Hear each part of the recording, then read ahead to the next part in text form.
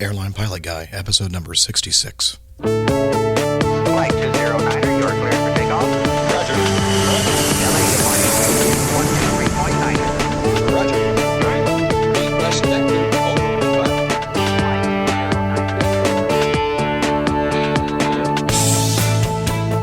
Hello, you're listening to the Airline Pilot Guy Show. The view from my side of the cockpit door. I'm Captain Jeff, your host, broadcasting live from Studio 507 at the Crown Plaza Hotel in Syracuse, New York. In this episode, allergies and flying, infants and oxygen masks revisited, martial arts training, your feedback, and much more. So get all settled in. Tray tables and seat backs in their upright and locked positions. Electronic devices powered on. Flight 66 is ready for pushback.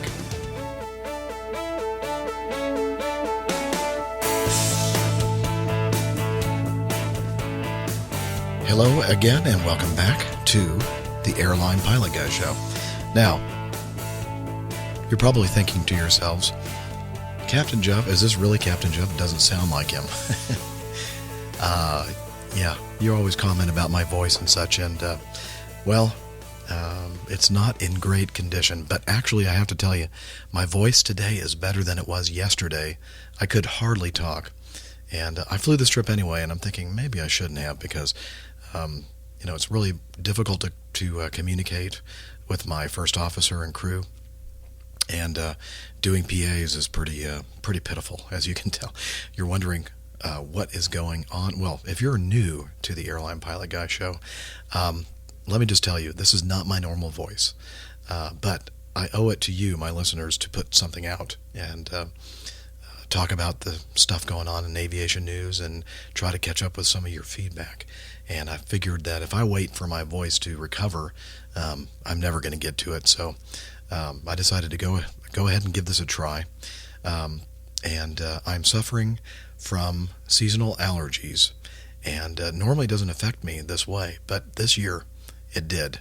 And so we'll talk a little bit more about allergies and flying. I have some feedback from somebody that asks about that. So before we talk about allergies and flying, let's start off with a little bit of news, and then we'll move on to the feedback.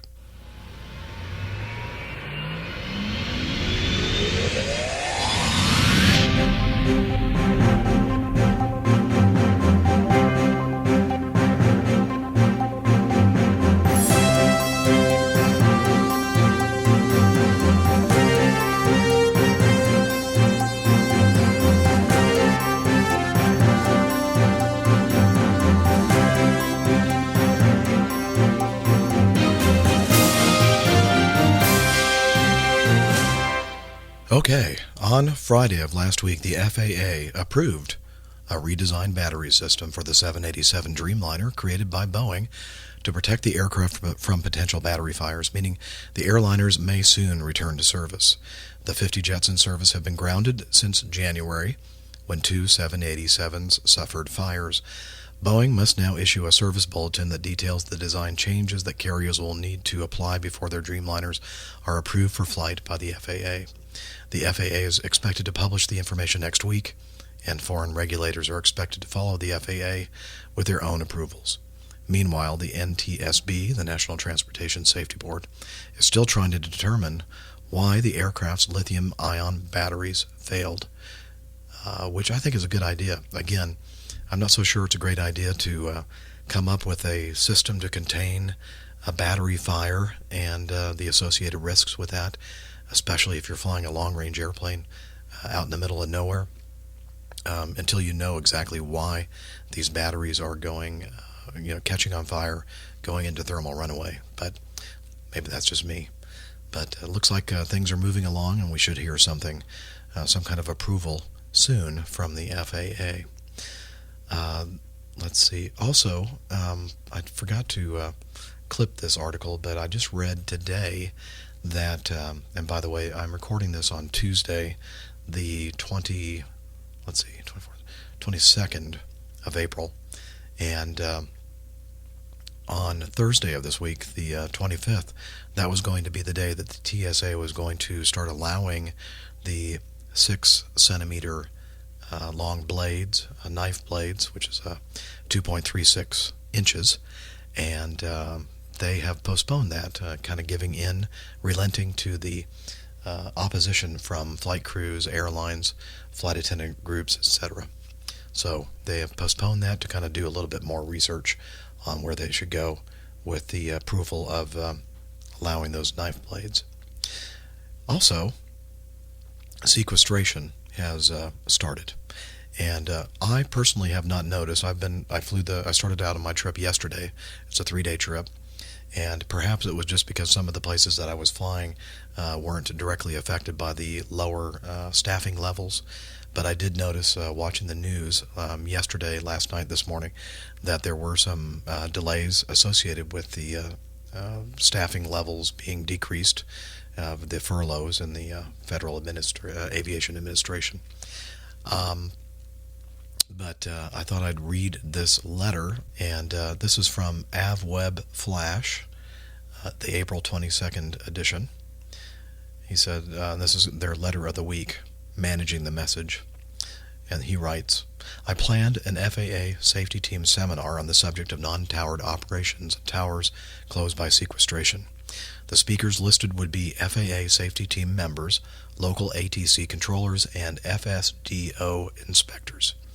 The document was released to 8,000 plus pilots in the Tampa Bay area by FAAsafety.gov around April 1st. On April 3rd, I got a phone call from the FAA safety team management advising me to revise the notice and remove any mention of FAA involvement. I expressed my extreme displeasure with that direction, but I revised the notice.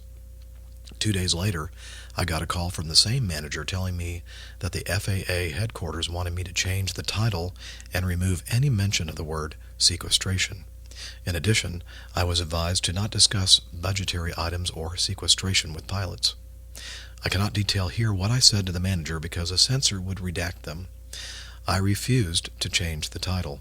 I also threatened to resign as a lead team rep. He's been one for more than 25 years, because I will not let the FAA trample on my First Amendment rights. The manager asked me not to resign, especially when I told him the next call I was making would be to the media. The FAA is not paying a penny for the countless hours I've devoted to the FAA safety program. I refuse to be intimidated by faceless Washington HQ types who cannot stand the heat brought on by their total disregard for aviation safety. The title of the seminar was revised without me. It was held last week with 66 pilots attending. We discussed everything that the FAA told me not to discuss. This attempt by the FAA headquarters to manage the story cannot be tolerated. That's why I'm writing this letter. Again, that was from the AvWeb Flash, April 22nd edition. So, we're going to have to wait and see exactly what happens here with the sequestration, the staffing cuts, etc. If it's going to get worse, I don't know. Have you had experience already this week? Long lines at the at security, TSA? Any long times on the ramp waiting for takeoff delays, departure delays, etc.? If so, send me some feedback. Let's find out what's going on out there. Okay, now let us move to the feedback.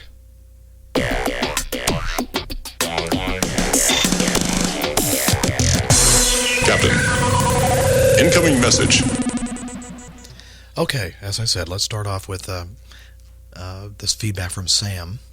It's Sam from Cullman, Alabama again. I had another question about the Air Force. I read on the Air Force ROTC website about the pilot requirements.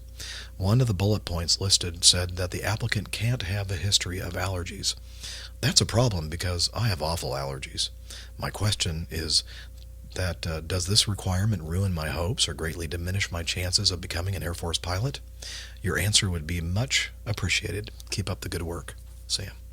Well, thanks, Sam. I know you're investigating getting on with the military services, perhaps the ROTC. That was a concern of mine as well. I mean, off and on, growing up, I had, this time of year, you get the big burst of pollen. I think most people, even people that wouldn't say that they have allergies, that are affected this time of year by increased pollen levels, but that usually doesn't last very long. I assumed when I was filling out the paperwork regarding allergies that they were talking about kind of long-term, kind of chronic allergies, not necessarily just occasional bouts with, hay fever and that kind of thing. So I guess what I'm saying is you got to be careful about what you say. And I've been flying, I flew for more than 6 years in the Air Force, 7.5 actually. And then I've been with Acme Airlines for more than 24 years. And I've only had to call in sick for a few times during my 24-year career with Acme due to symptoms of allergies. For instance, right now, although my voice sounds terrible, I am not otherwise being affected by my allergy reaction. I'm able to clear my ears and my eyes. It's not affecting my vision. So I feel pretty confident that, flying with what I'm experiencing right now is perfectly safe. So, again, be careful about what you reveal. I'm not saying to lie outright, but just be careful what you reveal when you talk about filling out forms and talk about allergies and that kind of thing. Now, if you really do suffer severely by allergies, especially an ongoing kind of thing, then I think it's important that you do reveal that information. So there you have it. Again, I'm not usually affected by allergies in this way. And again, my voice is actually much better today than it was yesterday. I could barely eke out any sound at all. I guess Sunday is when I first noticed it. I was at church trying to sing, and luckily I wasn't singing in the choir. I used to sing in the choir, and I used to be a cantor, which means leading the congregation in worship, music worship. And if that had been my job on Sunday, I would have it would not have worked. So anyway, I'm hoping that by the time you hear me again on another podcast, that my voice will be back to normal. And again, I hope that this is not too hard for you guys to listen to. Okay, this is from Nick in New Zealand. He says, "Hey, Captain Jeff, Kia ora is the native Maori hello from New Zealand. Hope all is well with you and the skies are treating you well. I had a rather unpleasant experience recently where I had to make a decision about who or what I had to leave behind from a flight. Let me explain. I had a certain amount of fuel required, including the legal reserves to get from point A to point B, but due to weight imbalance, I could not take all the passengers and gear I'd have liked. Luckily, things worked out with a bit of shuffling, but this got me thinking. What do you guys do if you have fuel you are required to take, full passengers and full freight, and it's above weight and balance limits? Do you, as a pilot in command, decide on what gets left behind, or do you not strike this problem with your aircraft type or booking system? Have you ever had this situation arise in your career? I'd be interested to hear your comments. Many thanks, as always, for putting out the best aviation podcast around. Thanks. Blessings, Nick. And by the way, P.S., yay, you know what? I need to see if I can find a sound effect. Yes, I did. It says that Nick got his commercial license last week. Woohoo. Watch out, New Zealand Airlines. So, little sporadic applause.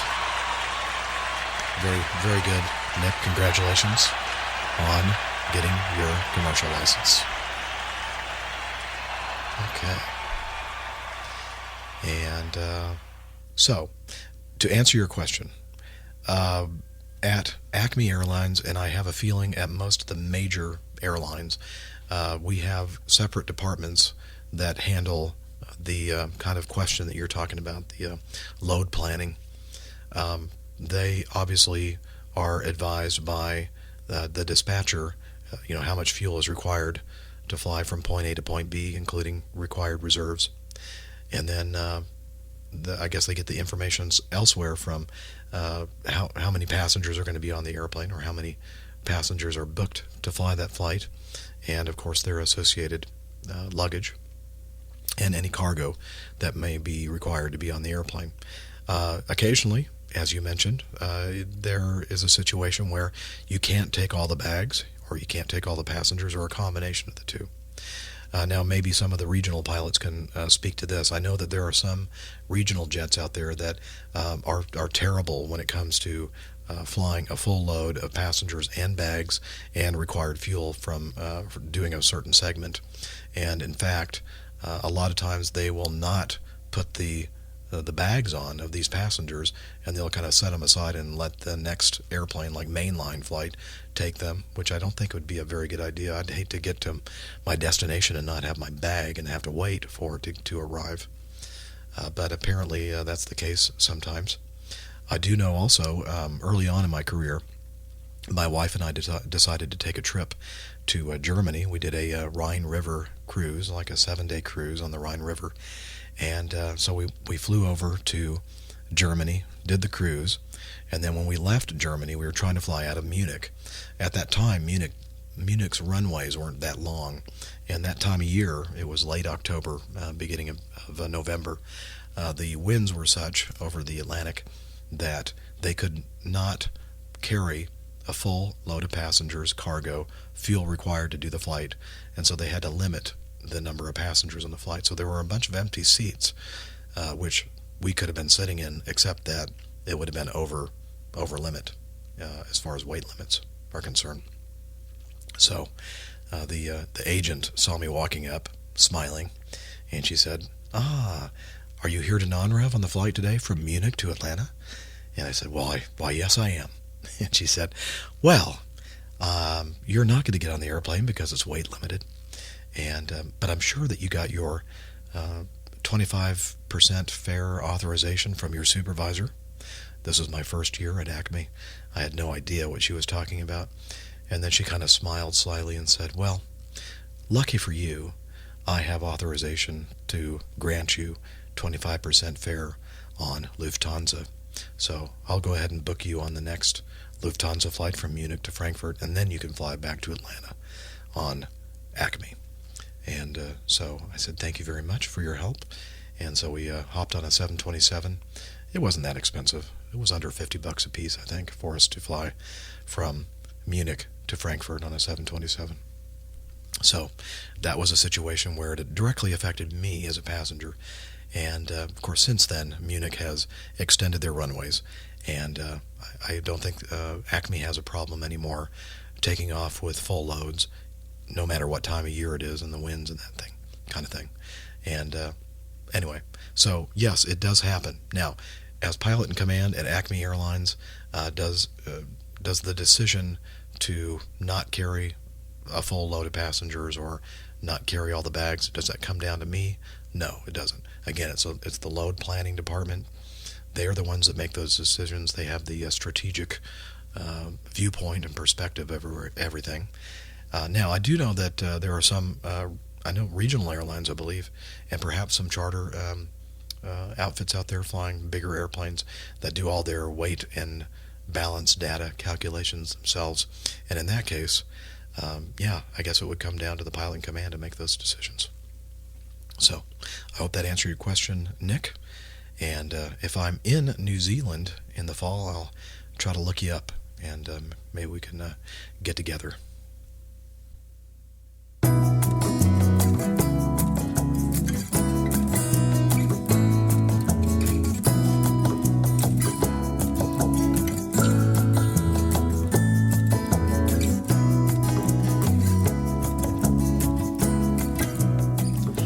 Okay, some more feedback. Hey, Captain Jeff, my name is Richard Kaner. I'm 24 and going to school in the Seattle area. Anyways, I've attached some audio feedback for you that I recorded on my phone. Also, I've attached some funny pictures I found online as well that I get a kick out of. Love the podcast and can't wait to hear more. Okay, we're going to play your feedback in just a second, Richard. Let's see, he has this image here on his email, and it's a flight information board or sign, and it looks like it's a flight on Virgin America. And excuse me, I have to cough for a second. It says Washington IAD is where it's departing to, And it says that our aircraft is arriving late due to traffic restrictions here at San Francisco. Once the aircraft parks at the gate, a rabid badger will be released at the rear of the aircraft to encourage people to exit forward quickly. Once we have secured the badger and cleaned the cabin, we will board for DC. I thought that's very cute. Good humor from the airline folks from Virgin America at San Francisco International Airport. And he also has a little graphic here, a little cartoon graphic. It's called Airport Logic, and he has 3 of the 3-ounce containers of liquids, and it says perfectly safe. So 3 of these 3-ounce containers full of liquid, and then on the other side it's 1 9-ounce container with 9 ounces of liquid, and it says super dangerous. Yeah, it doesn't make a lot of sense, does it? Okay, let's listen to Richard's feedback. Hey, Captain Jeff. My name's Richard Kaner, just up here in the Seattle area. Found your podcast last week and finally got all caught up with it last night. I do security in downtown Seattle, so I have a lot of extra time. And I love what you're doing, love the podcast. It's great service. I've learned a lot from it, and it's actually helped me with my classes at school. I'm going to school currently for air traffic control, airline dispatch, air transportation, and just my regular AA general degree. And again, used a lot of the stuff that you talk about. Got nothing but good grades with it so far, so keep it up. One of the classes that I just got done with is an aviation history and careers class. And the book that we have for it's Professional Pilot's Career Guide by Robert P. Mark. It's a great book. A lot of your listeners leave feedback asking how they can get into being a professional pilot and what they should do, the ways to go about it, the jobs. And this book talks about just the different jobs, how to get into it, how to network, and also going into depth on how you should structure your resume and your cover letter, and also how to do successful in the interview process. And I just think it's a great book. If your listeners want it, I think it's a great book for anybody looking to become a pilot or even just get into the aviation career in general. It's a great book. I wanted to ask you a question, just kind of a general question of like, if you've ever had any experience with microbursts. I think microbursts are fascinating to me. So yeah, I just wanted to know if you have any experience on microbursts, if you've flown into them or if you've known people that have flown into them. And yeah, just wanted to know. Also, maybe if you have any experience with using the new next-gen technology for the LAAS and the WAAS systems, and also using RNAV, and what you think of it, like if you think it's a good product that the next-gen is coming up with, and how well it functions for you. Also, on a side note, one of the things with the next-gen system on being able to fly planes closer together. My brother is actually an air traffic controller. He started out air traffic control, and he now is one of the guys in charge of implementing the next-gen technologies up here in Seattle. And I was talking to him, and he said that one of the biggest things with the trouble with the wake turbulence and getting planes closer is that they've put a cap on it to, instead of flying 5 miles or further from another airplane, you can get up to 3 miles behind an aircraft. And when you're going in for landing to an airport, you can get within 2 miles of an aircraft. So just wanted to put that out there. Again, if any of this has been covered, sorry. But yeah, again, great podcast. Love it. And hope to keep on hearing more. Well, thank you, Rich, for your feedback. And first of all, I don't know if you heard the last episode number 65, but I was talking about the fact that I was a guest on a fantastic podcast out there, the Airplane Geeks podcast. And one of the regular hosts for that show is Rob P. Mark. And just so happens that that book that you're recommending to everybody, The Professional Pilot's Career Guide, available on Amazon.com, is the author is Rob Mark, one of the Airplane Geeks hosts. So I thought that was kind of coincidental that you should mention that. And I believe I received this feedback from you before I was a guest on their show, so I don't think it was a plant. So thank you for the advice and recommendation for the Professional Pilot's Career Guide. I'll have a link to that in the show notes if anybody's interested in learning more about that. Excuse me. You have a couple questions here. Microbursts is what you started out with. I have not ever experienced a microburst myself. I have experienced a couple instances of going through wind shear on approach and short file, but I've never experienced specifically microbursts, nor do I recall anybody that I know that has. Of course, there was a big accident back in the mid-'80s. Delta Airlines had an L-1011 crash at Dallas-Fort Worth International Airport, and the whole aviation world learned a lot about microbursts. And since then, we've implemented technology that can sense or predict a microburst and also help us recover from a situation where you have a microburst or a wind shear situation.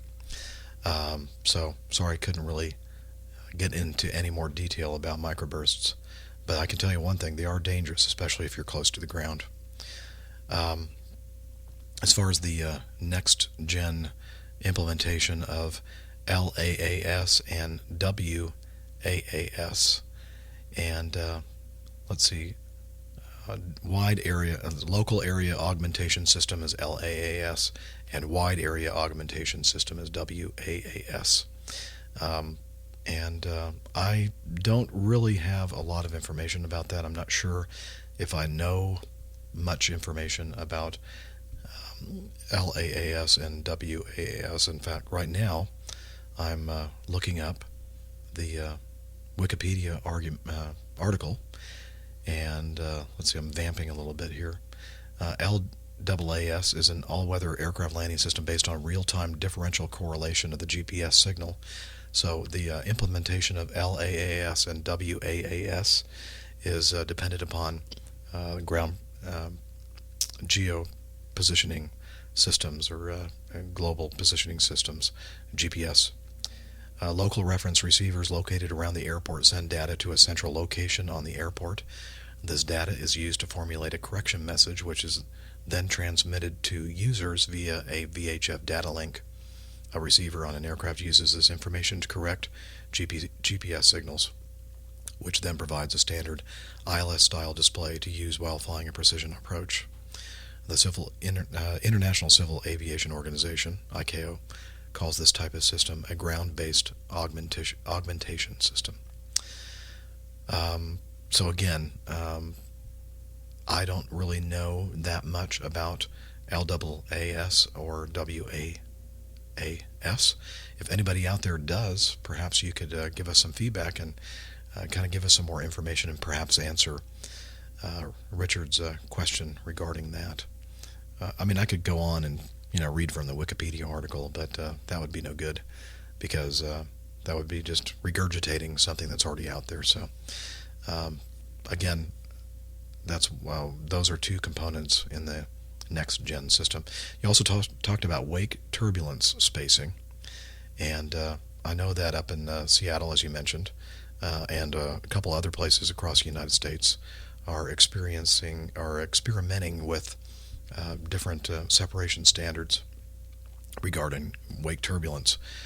Memphis is one of those places as well that is experimenting with reduced separation. And so that's based on, of course, the weight of the airplane, the environmental conditions at the time, etc. And I looked up the system, or the program at Memphis, and they have a couple graphics here for separation standards. And again, if you've listened to my previous podcasts, I've talked about the fact that one of the things that I think is really going to inhibit or be a roadblock for implementing greater saturation, greater traffic use of airports is the fact that these airplanes are throwing out wakes, and you can only get so close behind the airplane in front of you before you experience trouble, controllability problems with getting into the wakes. So until the scientists out there, the engineers out there can come up with some kind of a design to thwart or significantly reduce wake turbulence coming from wingtip vortices off of aircraft, I think that we're going to have to keep the separation standards in effect, maybe modify them a little bit based on the experimentation out there with reduced separation standards. But again, that's one of those, what I say, the 800-pound gorilla or the elephant in the room that people seem to look the other way. I think we need to really tackle this issue. It's one thing to get into somebody's wake up several thousand feet above the ground and you have the altitude to recover from it, and it's another when you're experiencing it on final approach and you only have 1,000, 2,000 feet between you and terra firma to recover an airplane due to an upset. So that's what I think about that. And let me go back here over to your feedback, make sure I got all the questions answered. I'm not sure if I significantly or sufficiently answered your questions, Richard, about wake turbulence separation standards, LAAS, WAAS. I'm sure there's a better way to say that. In fact, I've heard people talk about LWAS. Maybe that's what they're talking about when they talk about that, and microbursts, etc. So keep listening, and I hope that you continue with your studies, and we'll hopefully hear from you again. And we have some more news to celebrate. Let me get back over here with my soundboard and get ready for doing this. And let me hit this button. This is from Garrett Easley. Hey Jeff, I passed my commercial written today, 90%. Check ride in a few weeks. That is again from Garrett Easley. So congratulations, Garrett.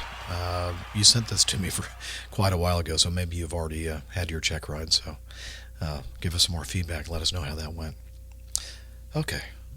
I'm all over the place today. Sorry. Let me play this.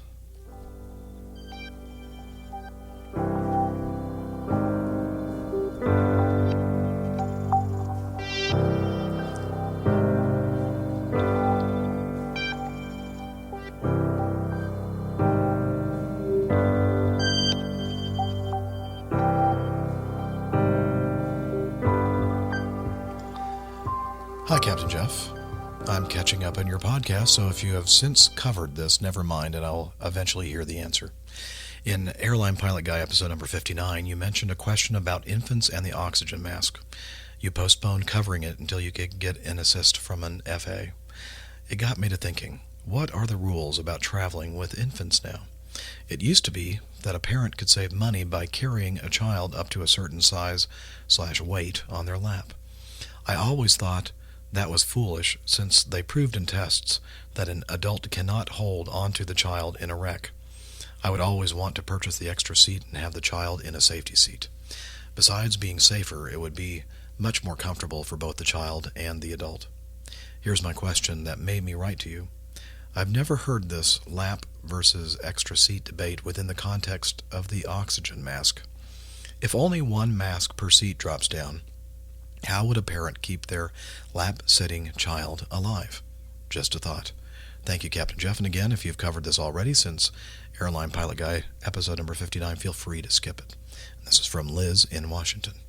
Well, Liz, as it happens today, after we got into Syracuse today, we got together, the 3 flight attendants and myself, and we headed over to Dinosaur Barbecue here in Syracuse.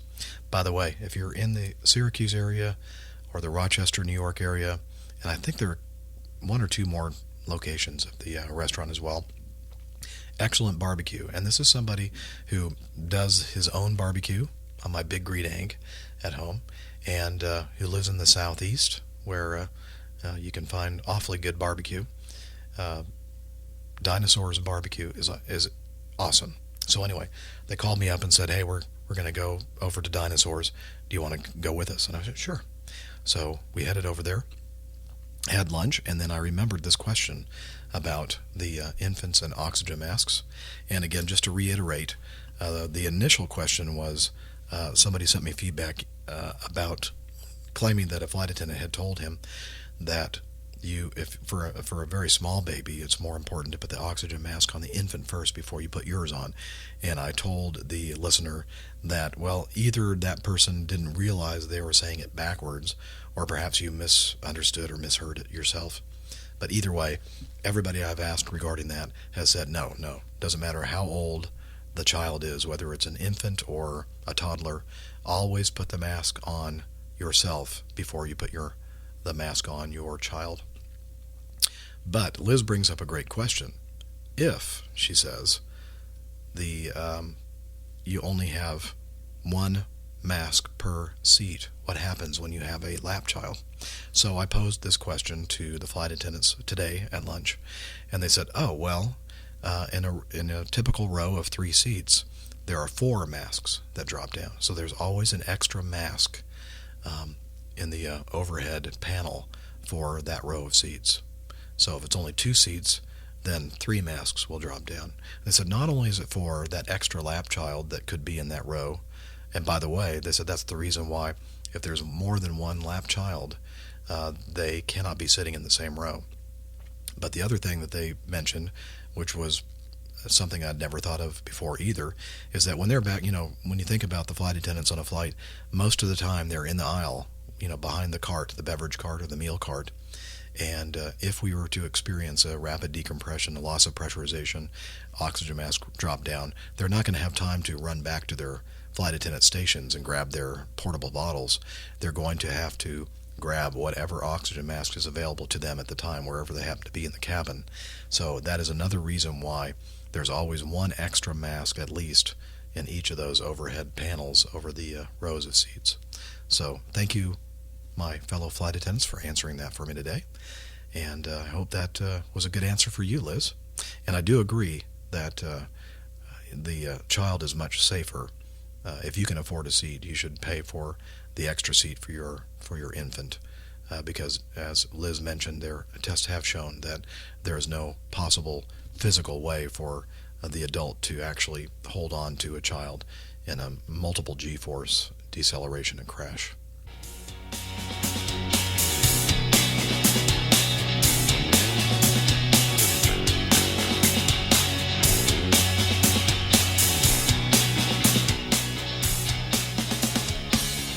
Okay, this from our friend Jay in Utah. Dear Captain Jeff, I don't know if you saw this or not. I just saw it this morning, so I may be late. If that's the case, please accept my apologies. I don't think I've ever heard of a Jetway brand jet bridge or one of the other brands falling over whilst next to an aircraft. Have you? Have a good one, and be sure to have fun and be good. Your buddy Jay.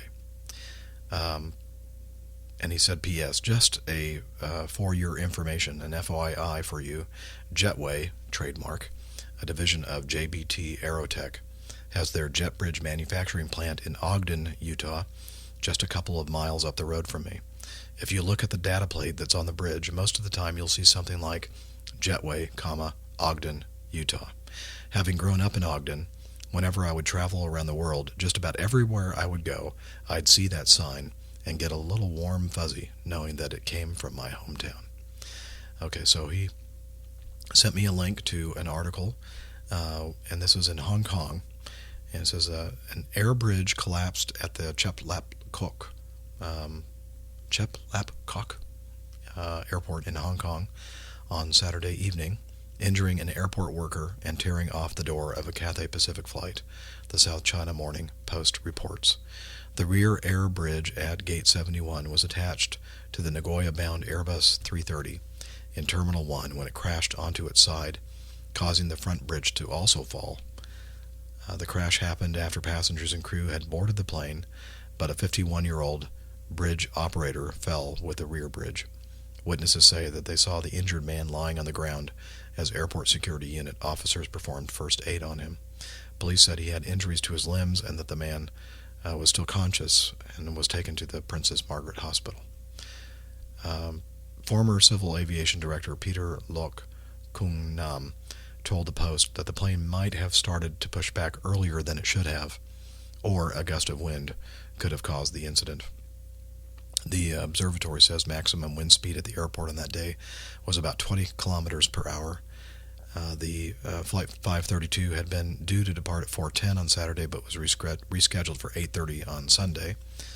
A Cathay Pacific spokesman says that 262 passengers were provided with hotel rooms and meals. The airport authority spokeswoman says the bridge was faulty and an investigation is underway. And all 48 rear air bridges at Terminal 1 were closed for inspection. Okay, so I don't know. I don't know many more details than what I read in that link. And I've not heard of a situation with a jetway collapsing before in my experience. The interesting thing, I did see a photo that was associated with this, and the article also mentions it, that the collapse of the jet bridge ripped off the door. And as far as I know, for a door to be actually ripped off, that door had to be open, because once the door is closed, there's no way that the jet bridge could actually grab onto it and rip it off. So if the jetway's door, the cabin door is still open, that means to me that either the jetway was moving on its own and ripped off the door, or the airplane was pushing back and the jet bridge was still attached to the airplane. So I'm not sure exactly what they found out in this instance, but it could be some miscommunication. It sounds to me like the potential for some miscommunication. Perhaps the aircrew thought that all the doors were shut and the jetways were clear, and perhaps the tug or pushback operator on the ground thought everything was clear. Maybe they got some bad information, some bad communication from the people on the ground that it was okay to push back. I don't know. So thanks, Jay, for sending me that bit of information about jetways. And I did not know that the jetway brand was made in Ogden, Utah. A lot of good things come from Ogden, Utah, don't they? Okay.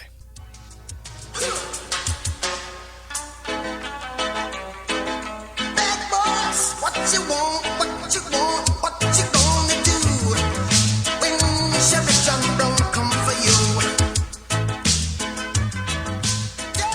Oh, wait a minute. I should not have played this. This is from John in Minnesota. He said, "I'm shocked this wasn't the work of the TSA." This is from the Memphis Commercial Appeal, Tuesday, April 9th, 2013.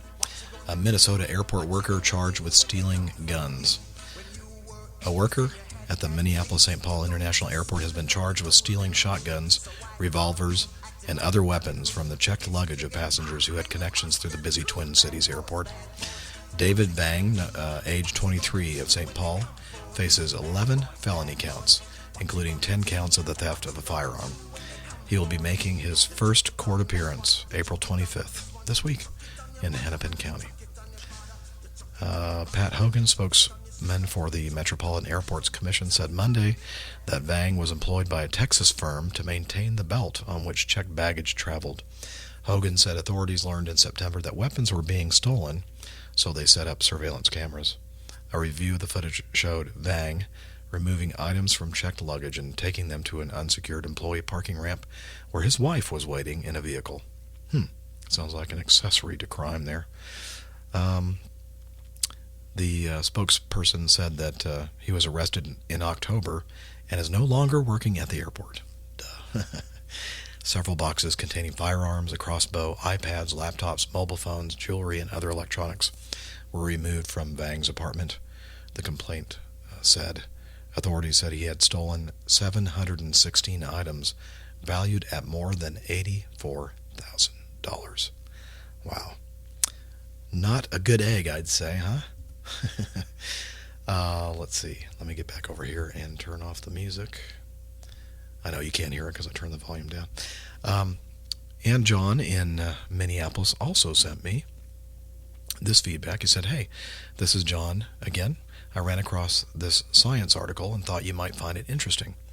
A group of scientists in the UK have looked at climate data and are predicting that air turbulence over the North Atlantic Ocean will become more widespread in the future due to climate change. And then he gave me the link.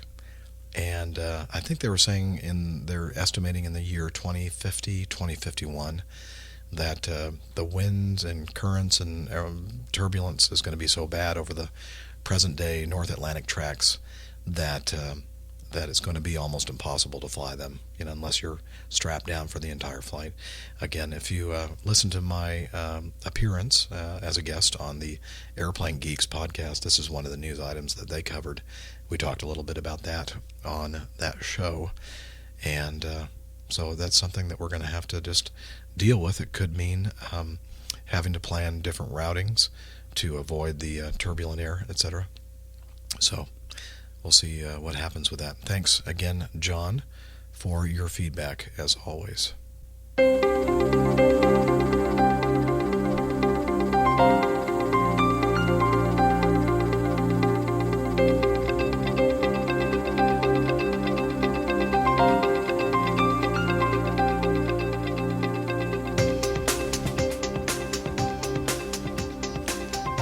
By the way, these new sound effects you're hearing, I got from iStock Photo, a place where you can buy royalty-free photos, and they also have videos and audio clips as well, and they always offer every month a free audio download, and so I've collected these over time. Okay, this is from Josh. I have some pictures of an airplane that I made on Minecraft, and he has those pictures that he included in his email. Very cool, Josh. I've never played Minecraft before, but it looks like you have the ability to create your own vehicles and stuff using structures and various shapes and that kind of thing. Very cool.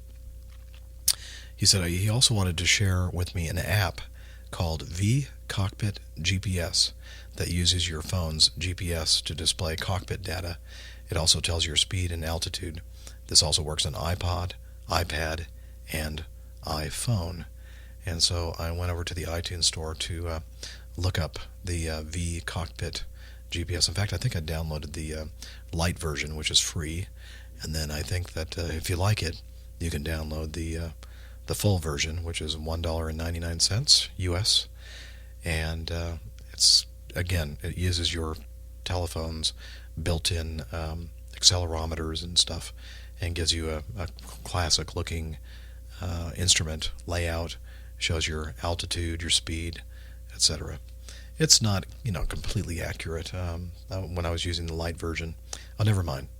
I think a friend of mine told me that he was using it in the cockpit and or on a flight or something, and said that it was pretty realistic, but again, it was not the real deal.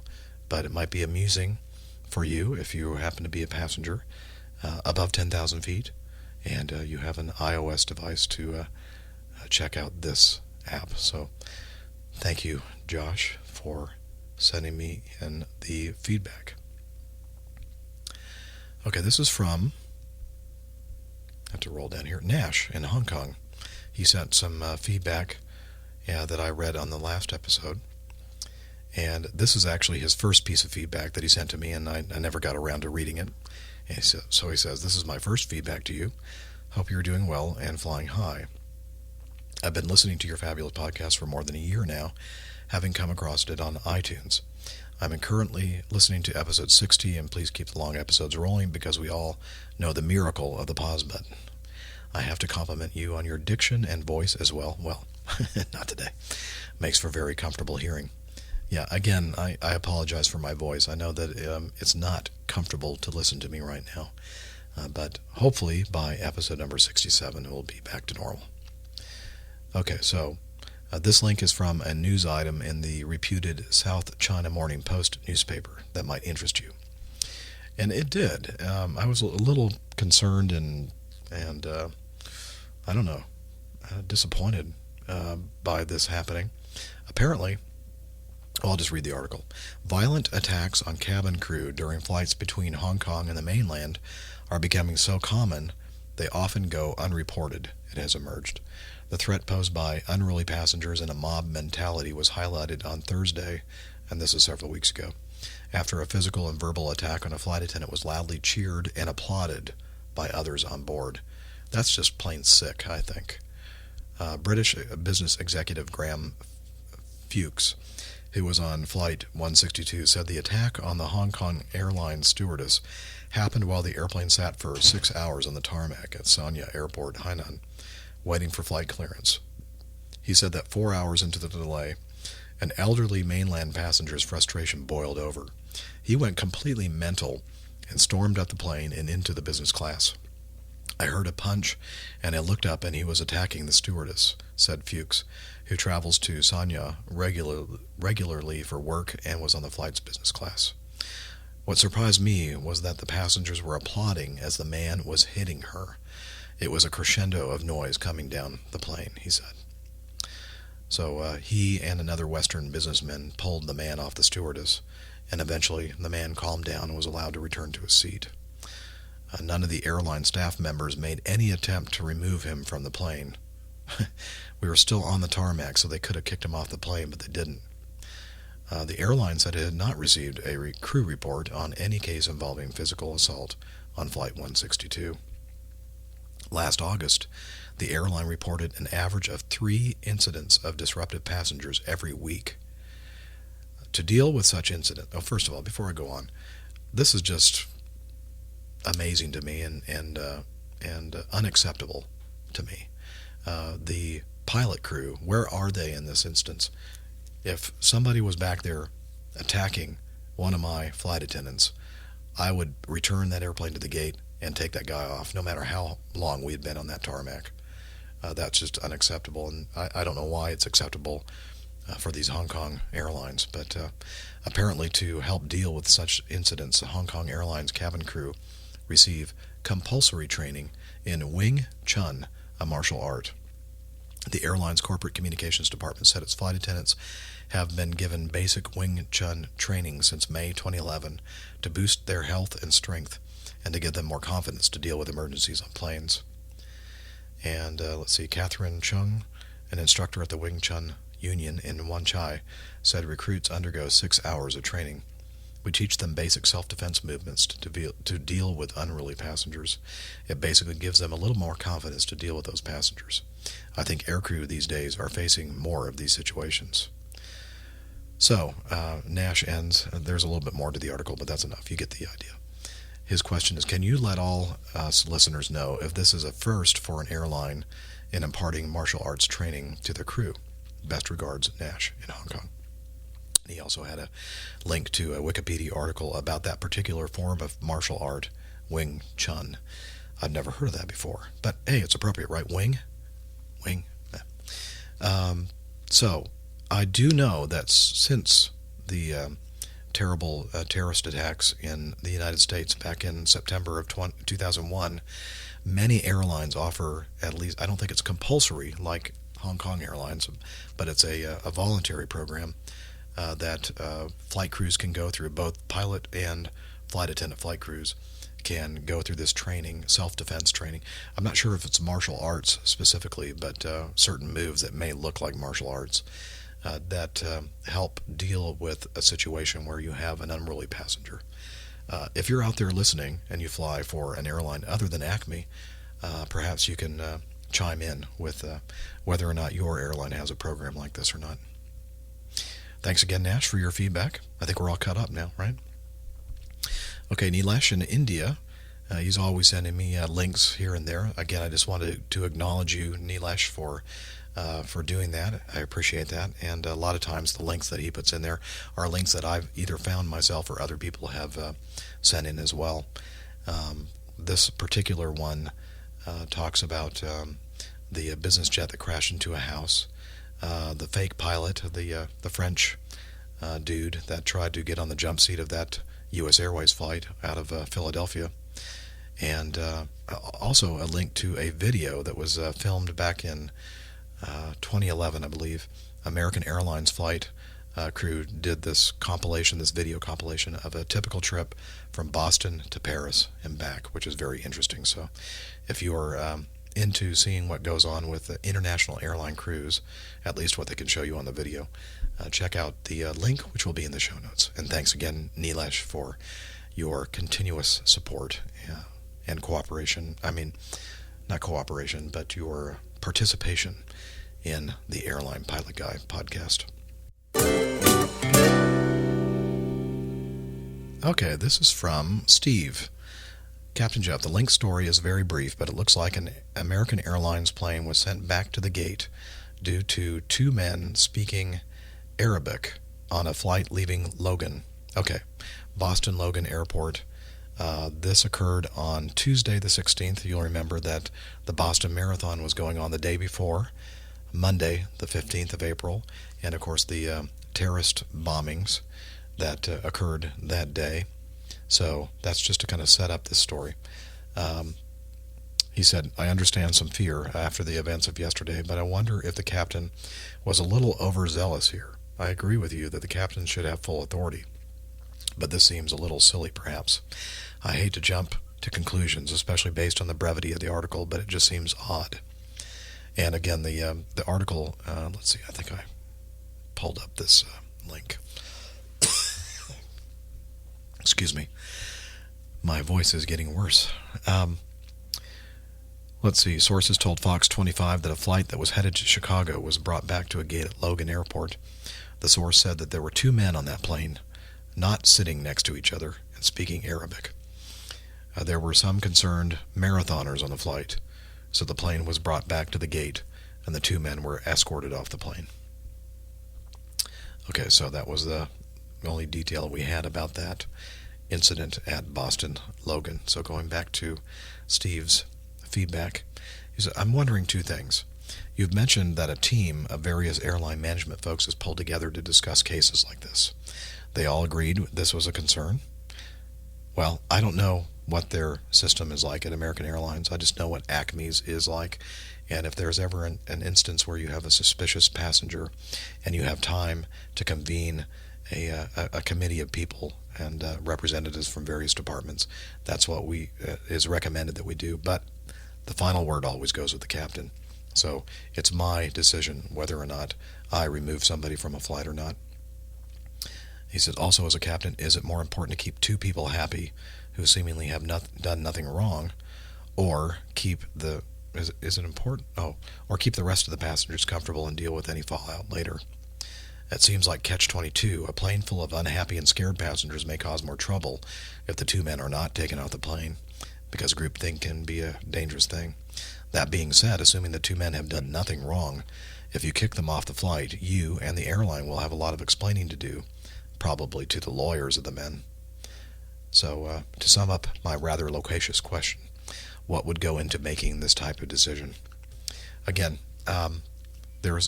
we actually have a spreadsheet, or not spreadsheet, but a chart that we can go through to kind of figure out whether this passenger is, you know what, actually, I don't want to go into too much detail because this information is kind of getting close to stuff that's confidential.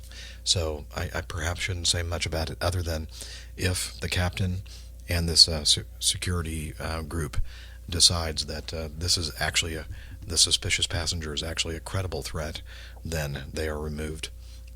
But the way that you normally go is whoever happens to be uncomfortable about these, in this instance, two men on the flight speaking Arabic, then you offer to them, okay, if you don't want to go with us, then we'll take you and your luggage off the airplane and you can catch another flight.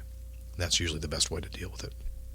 I agree with you that a captain shouldn't overuse his authority to remove somebody from an airplane. So this is again from Steve King, and he said, I wish I was the author in Maryland. Again, thank you, Steve. I hope that answered your question. Again, I don't want to go into too much detail because I don't want to get in trouble by management for revealing anything that any procedures that we go through with this kind of situation. But I just want you to know that there are procedures and policies built in, and the last step is the captain making the decision, and that decision is final. Okay, this is from Patrick. Captain Jeff, do you know if Dispatcher Mike has posted pictures online anywhere of the British Airways plane they flew near on the way to Dubai? I'd love to see those.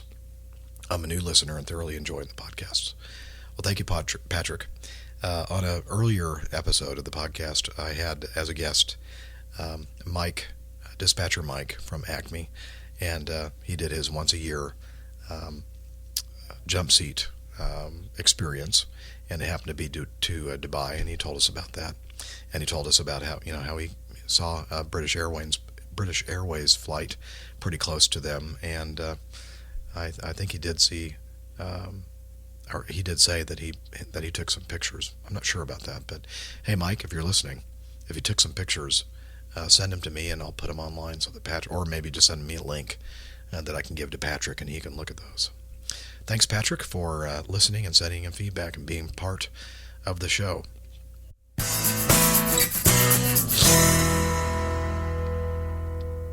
Okay, this is from Pat Rick. Hi. Listen. Wait a minute. It says Pat Rick, but then it says Patrick. This is from Patrick. I don't know why I wrote Pat Rick.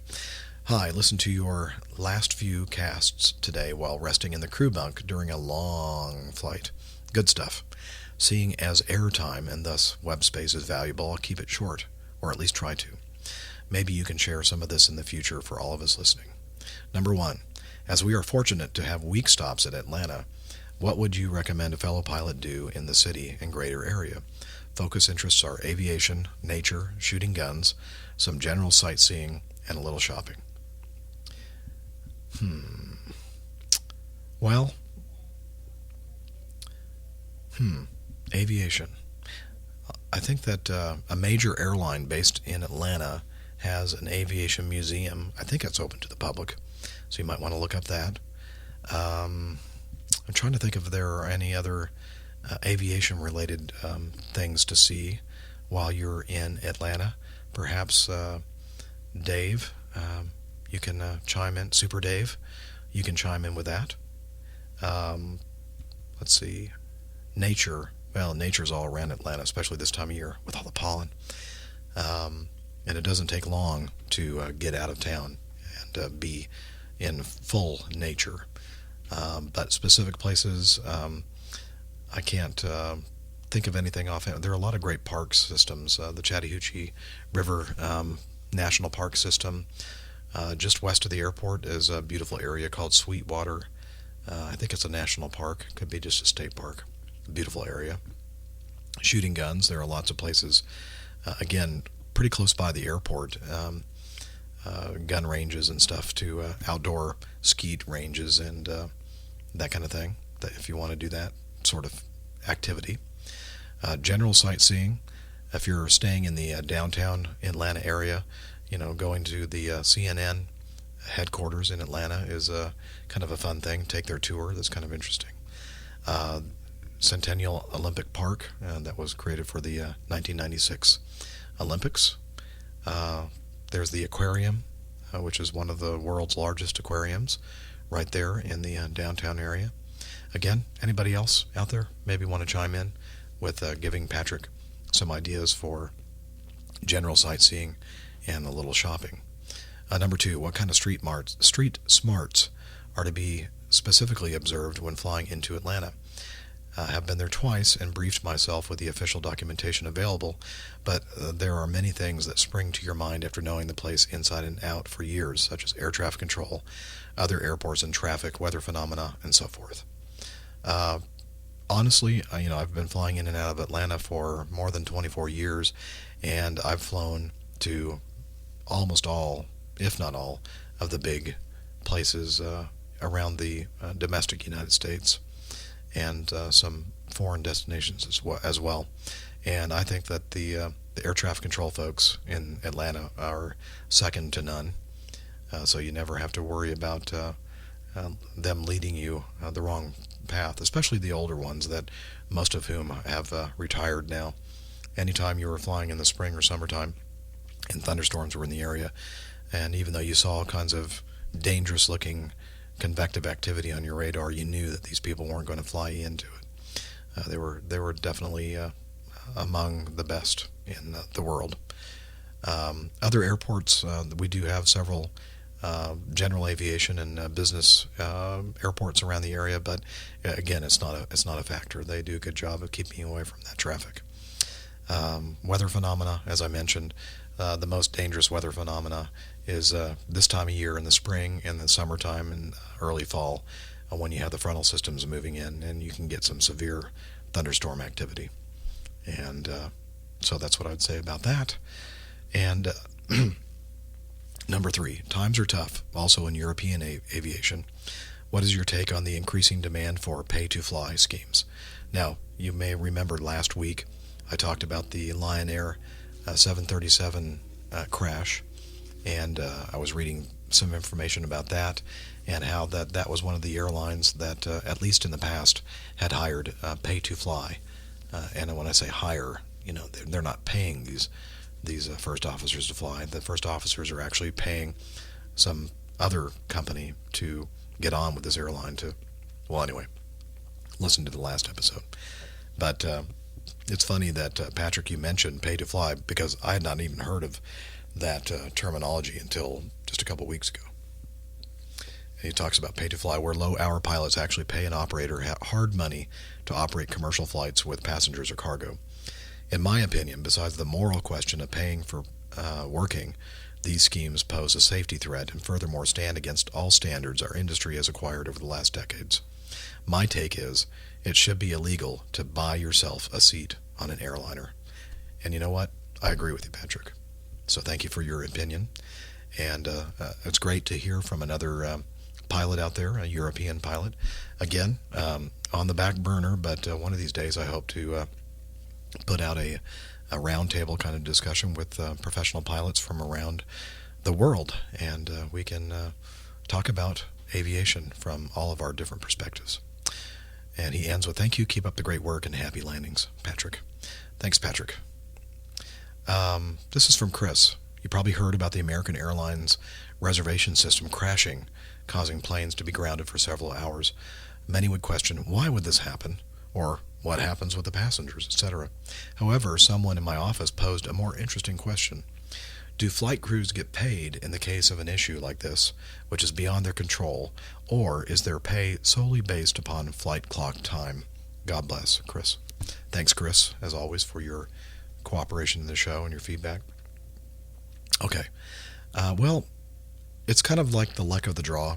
If you happen to push back from the gate, and then all of a sudden the reservation system or some computer system crashes, and your beacon's on, you're on the clock, your time clock is running. It depends on where you are, how long the clock's on. It's possible that you could end up, making some time based on that situation. On the other hand, you could be sitting at the gate just about ready to turn that beacon on and close the front door and push back, and everything crashes, and guess what? You're not on the clock. And in that case, even if you were on the clock, if you have the ability to get back to the gate, turn the beacon off, open the door, and let the passengers out, that's what you'd do, right? Because we have these tarmac rules in effect now. So, in general, no, it's kind of like you just are involved with the mess and having to explain to passengers why your airline is so dependent upon automation. Hey, there's a theme that I always talk about on the show, most specifically talking about pilots depending on automation. But guess what? The whole darn airline now runs on computer systems, and every department is completely dependent upon computers. And so when you have a situation like American Airlines reservation system crashing, guess what? Everything grinds to a halt. Now, I remember it wasn't that long ago at Acme that there were procedures built in that air crews could do manual weight balance data calculations. There were trained people at all the stations that could do all the required paperwork, manual paperwork required for fueling, for doing weight and balance data, etc. Well, guess what? We've become so dependent upon automation that people have said, well, it's so reliable that this hardly ever happens, so we're not training people to do this anymore. So guess what? You're stuck in the mud when the computers go down. And that's a huge Achilles heel, in my opinion. So my recommendation, I think we need to get back to basics in so many different areas. Manual flying, not be so dependent upon the autopilots, and also be ready for a situation like when the reservation system crashes or the flight planning system crashes or whatever, to do something to keep the system running. But that's just me, and it's not going to happen because I think we're past the point of returning to the way it was. So I agree, Chris. This whole thing is actually, that wasn't your point. The question you had about being paid, the only way that I could see maybe getting some extra pay is that for some reason it increased your duty day, or maybe extended you out for another day on a trip or something like that. That would end up giving you extra pay. But for the most part, no. The people that are involved in this situation probably are just screwed. They have to just take it and not get any extra money for it. So, good question, though. And finally, and I do have some more feedback, by the way, but this is just feedback that I was hoping to get to in my last podcast. And I'm hoping to try to do the show more frequently so that I can get more feedback answered. And we'll see how that goes. You know me. I try to do something different, and then it lasts for so long, and then I go back to the way I was doing it all along. But I think I'm getting close to caught up on your feedback. And Rob sent me some voice feedback, so let's listen to what Rob has to say. Hi, Captain Jeff. My name is Rob, and I've just started listening to your podcast a few weeks ago, and I'm really enjoying them. I've been a aviation enthusiast since I've been little. My mom was a stewardess on the Pan Am Clippers, and I've been flying across the Atlantic since I've been a baby. I have a question for you, and maybe it's more of an opinion for you to give me. My mother's husband was also an airline captain, and we were having the discussion about ETOPS the other day. And since we fly a lot to Europe because we have family there 2-3 times a year, we were talking about how some companies are now flying the 757 on some routes across the Atlantic. And a lot of companies fly the 767-300ER across the Atlantic. And it's our feeling that in our discussions that if there was a massive cabin decompression in the middle of two ETOPS zones where they come together due to fuel burn, it's both of our feelings that ETOPS is kind of missing the point that you're going to burn more fuel than you might have at the lower altitudes to get to one of those emergency landing airports that you designate. So anyways, I wanted to get your opinion on what you thought about the ETOPS rules and what you think about twin-engined airliners being approved for such long stretches on ETOPS. So let me hear what you have to say. Thanks, Captain Jeff. Thank you, Rob, for your question.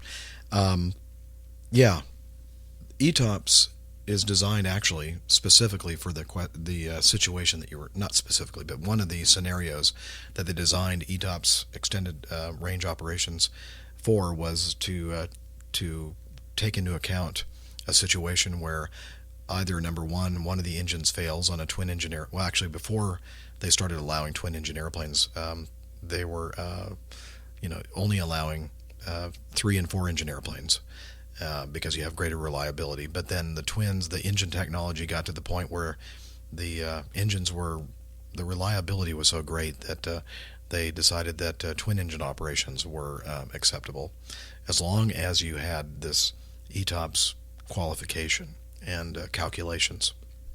So if it were me, if I were king, I'd say I'd go back to the days where you have 3 or 4 engine aircraft. You have better safety, better reliability. But we live in this economic time where we're trying to make it as inexpensive as possible to operate and lower the ticket fares as much as possible. So this is the world we live in, right? Used to be 3 pilot crews, now it's 2 pilot crews. Used to be 3 and 4 engine airplanes, now it's, for the most part, twin engine airplanes. And I agree that the reliability has definitely improved over the years. Occasionally, engines need to be shut down. Either they shut down on their own, or you shut them down. So, also, you mentioned a situation where you have a loss of pressurization, which means that necessarily an airplane is going to have to descend to a low enough altitude that the partial pressure of oxygen is great enough to keep everybody conscious and safe on the airplane. And that is actually taken into account when you're operating on these long ETOPS flights, that if your rapid decompression or your loss of pressurization or your loss of engine power occurs within this area, then here are all the different places that you can go based on the increased fuel burn, etc. Now think about it. When you lose an engine on a twin engine airplane, you cannot stay at your normal twin engine cruise altitude. You have to do what we call a drift down, and that drift down calculation is, for the most part, calculated by the flight management system. And it doesn't decay. Your airspeed and your ability to fly at that altitude doesn't decay like within a few moments. It's a slow process, but you have to act proactively and timely to get the divert initiated, to get offset off the track, to start your en route descent for one engine operation. But the point I'm trying to make is, if you lose an engine, which is not the specific scenario you're talking about, Rob, you still have to descend to a lower altitude, perhaps not as low as you'd have to descend for a complete loss of pressurization. But I guess my long-winded answer, basically, is that the ETOPS system is in place to take into account both a loss of engine power and a loss of pressurization, and to get the airplane safely to an alternate destination. Now, I have dispatchers Tom and dispatcher Mike who listen to the show, and perhaps you guys could chime in with either some email feedback or, better yet, some audio feedback regarding Rob's question about ETOPS and the loss of pressurization scenario. Again, Rob, thanks for listening. I appreciate it, and welcome to the Airline Pilot Guy Army, and continue to listen and send in feedback. Okay, well, that's going to wrap it up for today's show. Again, thank you for bearing with me and having patience and listening to my strained voice. It's about time for me to go and have a nice cold malt beverage, adult beverage, to soothe my vocal cords, and then I'll get a good night's sleep and get home tomorrow afternoon. So, remember, you too can send feedback by sending it to feedback@airlinepilotguy.com, or my feedback number, 304-99-PILOT. That's 304-997-4568. Also, you can send me voicemail to my on my website, and I've got that all set up now for you to send me feedback. Remember, if you do use that system, to play your recording just to make sure it comes through. Excuse me. On Facebook, I am Airline Pilot Guy. That's facebook.com/Airline Pilot Guy. And on Twitter, I'm Airline Pilot Guy, all one word. Also, another option for you, especially if you have a limited bandwidth kind of a cell phone plan and you're listening on your cell phone, you might want to check out Stitcher.com, Stitcher Radio. It's the smart radio, the smart way to listen to podcasts and other things. Also, a lot of new cars have the technology to use Stitcher. And if you want to see if there's an app available for your device, head over to Stitcher.com/Airline Pilot, and or check out your app store for your device. And remember that Stitcher Smart Radio is a smarter way to listen to radio. Finally, hoping you have a great rest of your weekend, and wishing you clear skies, unlimited visibility, and tailwinds. Take care, and God bless.